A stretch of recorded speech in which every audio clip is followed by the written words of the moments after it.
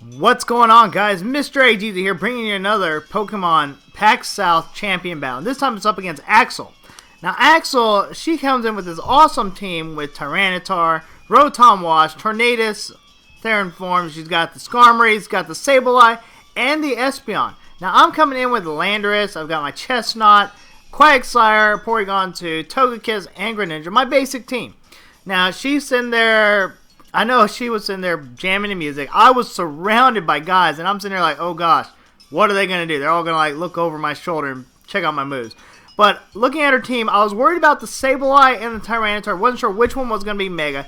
And with the Skarmory and the Espeon there, it's going to be really tough for me to set up hazards. But I know that I can handle that Rotom Wash, although it may be a wall unless I get the right switch in. And that Tornadus does bother me a little bit, but it really depends on what moves they have. But yeah, the people that were surrounding me, oh my goodness, she came with like a posse of like 4 guys. And it was freaking weird. I was in my corner and they all surrounded me. I was like, oh god, help me. But it's all good. So she's going to lead with the Espeon. And I'm figuring right here, Espeon lead, you're probably going to go ahead and expect Stealth Rocks. And that's probably why you're there. Or you're going to set up. We're going to go ahead and watch as she gets a Reflect Up. Nice move there. Probably smart for her to do that. We're going to go ahead and run U-turn to go ahead and switch out immediately. So the U-turn does happen for us. It's super effective, and I get Landorus back, of course.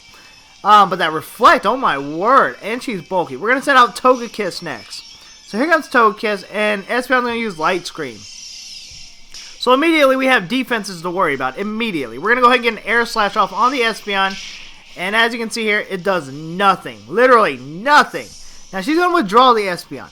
Now, seeing that she was going to withdraw, she came into Sableye. Now, we kind of had an idea that's what she was going to do, so we switched out as well. We went ahead and switched out to Landorus. So, here comes Landorus now, ready to get to work. The only thing I'm worried about is a foul play possibly coming my way. We're going to go ahead and intimidate the Sableye, and then we're going to go ahead and switch right back out, because we don't want that to happen, or any other shenanigans Sableye can do.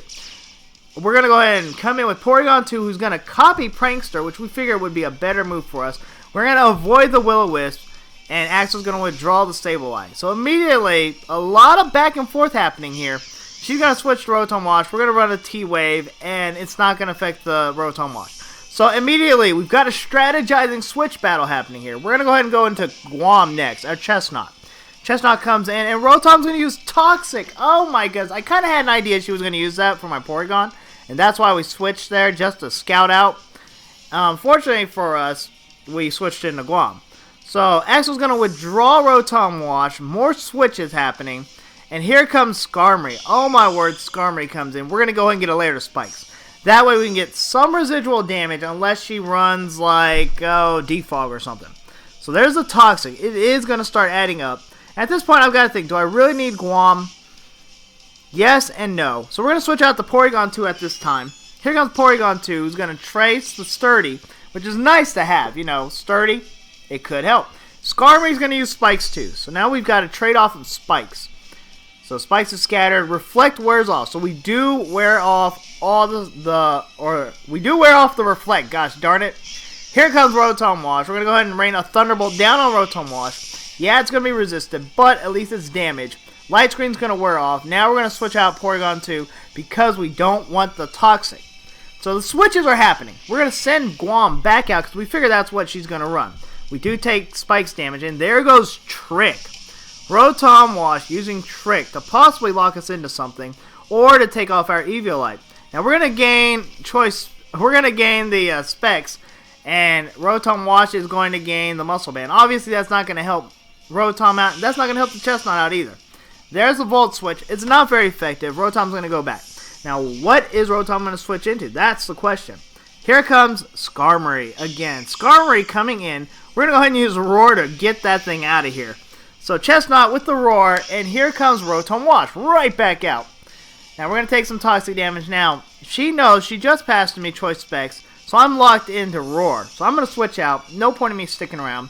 And we're going to send out Quagsire, Mr. Allgiggity himself, hoping not to catch a Toxic since I was already Toxic. Hurt by the Spikes. Here comes the Volt Switch. It's not going to affect me. There we go. Plus we got the lefties. So that's going to heal me up nearly up to full health, if not to full health. So we're going to go ahead and double switch out so we don't have to worry about the Toxic because that's what we figure she's going to run. We're going to send in Greninja instead. So here comes Greninja now, ready to go. And she is going to go ahead and run the infamous Trick. Surprisingly, Trick is what she decided to run. Trick's going to go ahead and switch items with us. So we get Muscle Band. She obtains Life Orb. Okay. Now we've got Hidden Power Grass. And I do this on my Greninja. It's going to do a decent chunk of damage. Now without the Life Orb, it's not going to do as much as we were hoping for. But we're okay with that. Volt Switch is not going to do much either because we resist it as a Grass type. And with Life Orb now, she's going to take damage as well. So she's going to switch out. And she's going to go ahead and bring in Tornadus. Tornadus comes in, a little worried about it. We're going to switch out because we don't want to deal with Tornadus and a Hurricane or anything else he can do. We're going to send out our own Theron form poke. Here comes Landorus. Landorus is going to get the Intimidate drop on Tornadus. And Tornadus is going to go ahead and switch out with U-Turn. Now this Tornadus has Regenerator, so at this point we're sitting there like, no, this could be a forever battle. Hopefully it's not, but it could be. It could be. So I'm sitting here intimidated by all these people looking around me, around my shoulders, and I've got her in front of me, Axol. Now, Espeon's going to come in, get attacked by the spikes, and she's going to get a Reflect Up. Now, at this point, she's basically committing herself to being sacked. We're going to go ahead and run this Earthquake, hoping to take it out.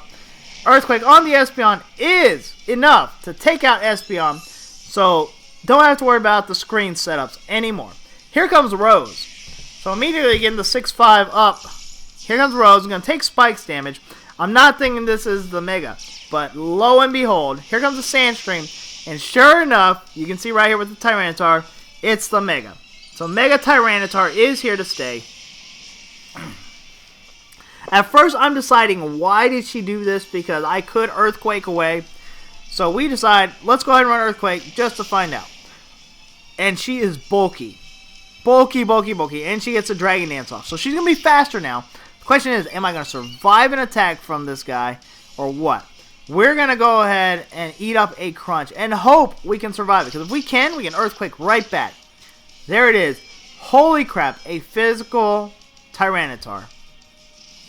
Too strong. We're going to go ahead and run Earthquake and we're going to get rid of Tyranitar. So immediately it's 6-4 now. So we got the upper hand right now. But things are about to get a little twisted and change. So here comes Skarmory. We're going to go ahead and use Rock Slide on the Skarmory. No point in us switching out with as much health as we have, unless we want to save the Intimidate. The Brave Bird is incoming. Intimidate, I should have saved it, but instead we're going to take the Brave Bird action.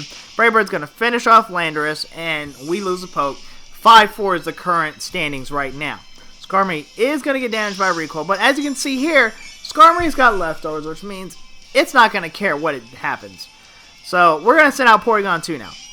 Porygon 2 coming out here against the Skarmory, and we're going to get hurt by spikes, whatever. We're going to go ahead and try Sturdy again, so not bad, not bad. Here comes our Thunder Wave to slow down the Skarmory. We're like, yes, we can finally do something with this possibly.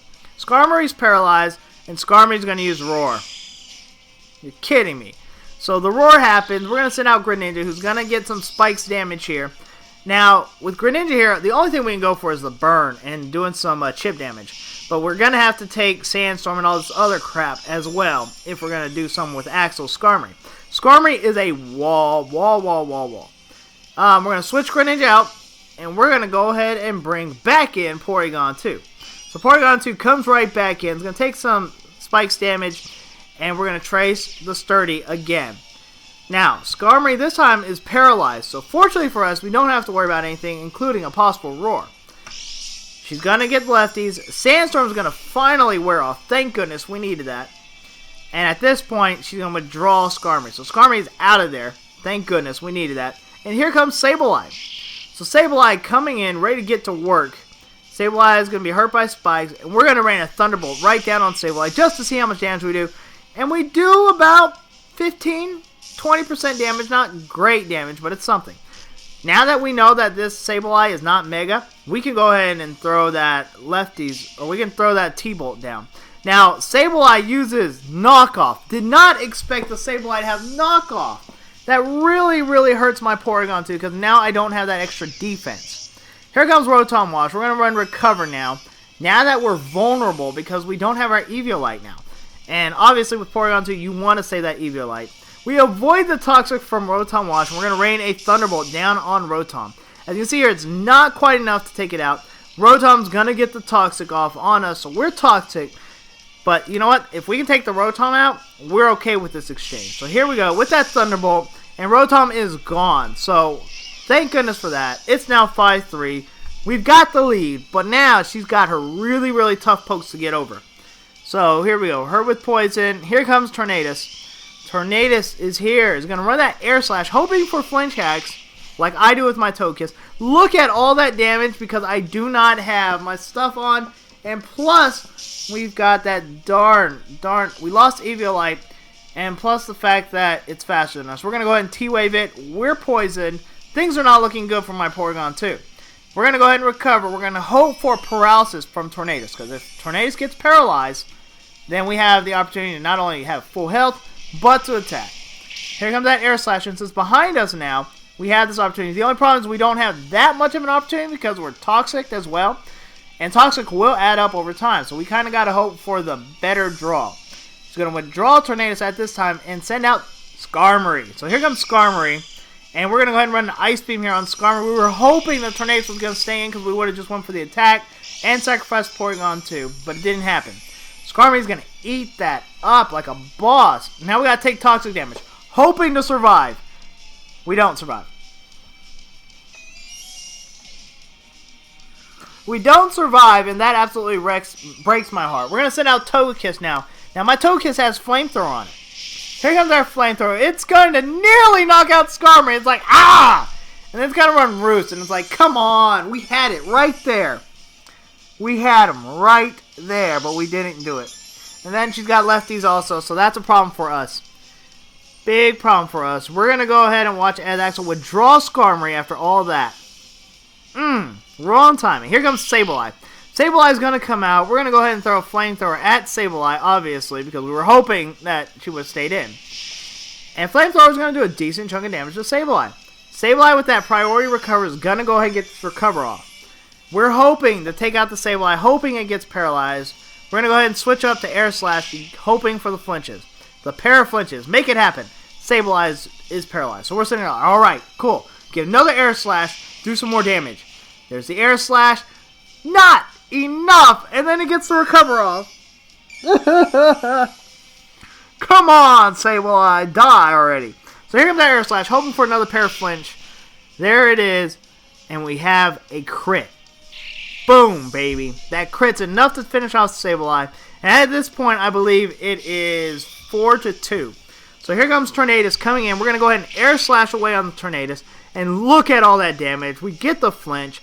Here comes another Air Slash. Tornadus is out of here. Now, everybody's like, why did your Air Slash do so much? The item I particularly have with this Togekiss is Metronome. And the reason why is I figure if I'm going to use it, I might as well use it for reals. So here comes another Air Slash here on the Skarmory. It's not enough to take it out, but we get the flinch. Yes, the flinch. Plus the Metronome damage. Oh my word, we're good to go. Here comes our Air Slash onto Axol's Pokemon Skarmory here, and we take out the Skarmory. Oh my word, the craziness that happened from that battle. We get the win after that long battle, and you know what? That beginning was tense. It was really intense being able to do all those switches. I think what really turned the tide around was being able to take out that Espeon early. If we could not take that Espeon out early, oh my word, that Espeon would have continued to set up screens. And that Tyranitar taking it out early also, in that exchange with Landorus, that helped us out immensely too, because I couldn't imagine how Tyranitar, Mega Tyranitar would have handled the rest of my team. It would not have been good for us. Alright guys, well, that's the battle here with Axol. Remember, the road may be rough, but the journey will be unforgettable. Until next time, catch 'em all.